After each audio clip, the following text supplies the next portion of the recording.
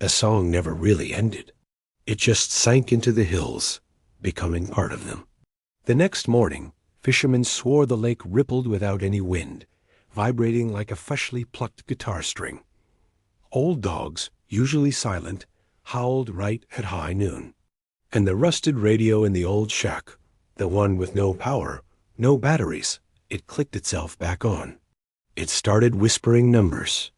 Numbers that didn't belong to any known station. The Boogie Man was still there.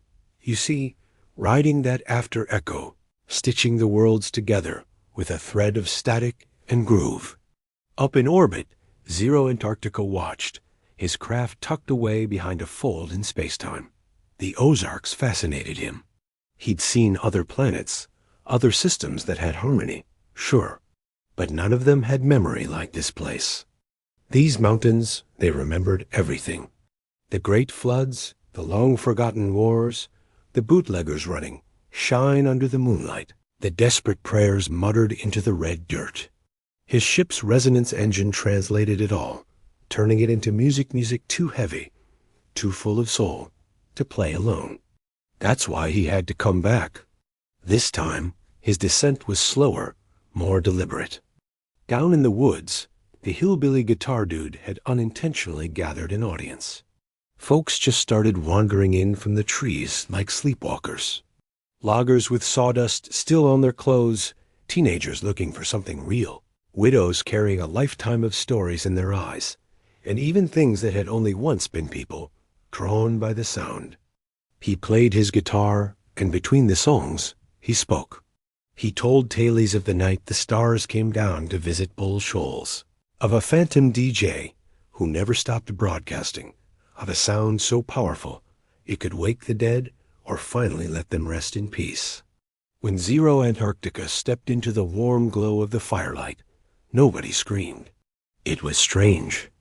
They recognized him, not with their eyes, but with something deeper. At that exact moment, the Boogie Man cut in, his voice booming through every radio, every baby monitor, every CB in 3 whole counties. His phantom broadcast was live.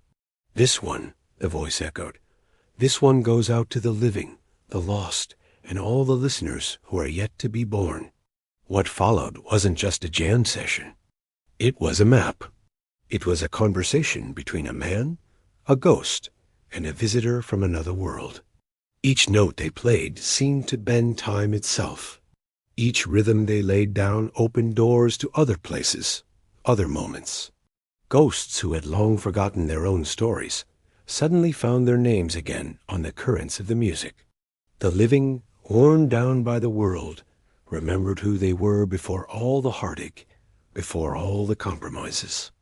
And somewhere, far, far away, something ancient and powerful was listening, taking notes, learning this new, wild song.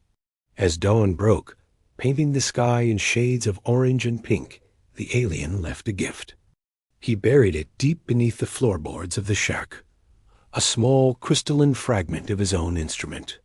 It hummed softly, a quiet, continuous pulse, forever translating the soul of the land into an endless stream of sound.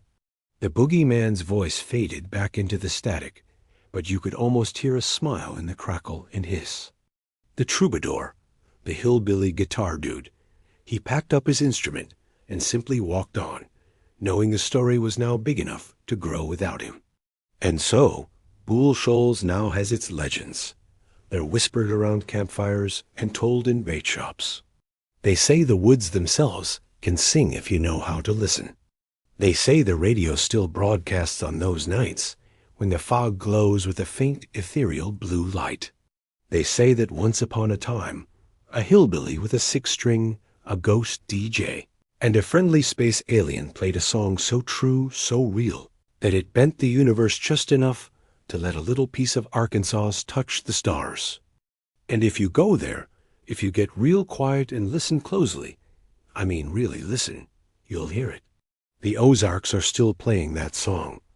Thanks for listening. If you enjoyed this story, make sure to follow for more tales from the strange and beautiful corners of the world.